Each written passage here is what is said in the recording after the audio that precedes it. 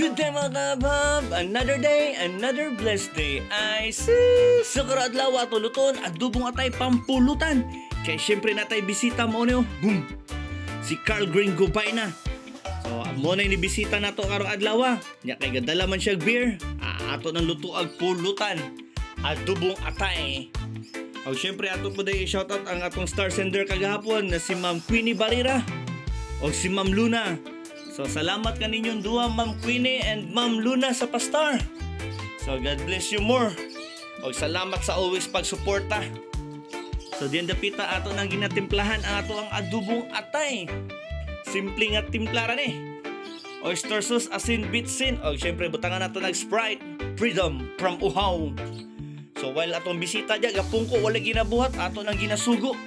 So gapakpak po to siyang itlog dito. Kaya ato po na isagol sa ato ang atay. So gibutangan na to nagsili. Kay pampulutan man, lami tong medyo na ihalang gamay. O okay na diya. Ato nang isagol ang ato ang itlog. So salamat Carbines sa pagpakpak sa itlog. O diyan dapita, okay na. Humot na. Maghukad na ta kay ipulutan na. Always remember mga kahabs, tanang grasya gikan sa kaitasan, always natong pasalamatan. Habham!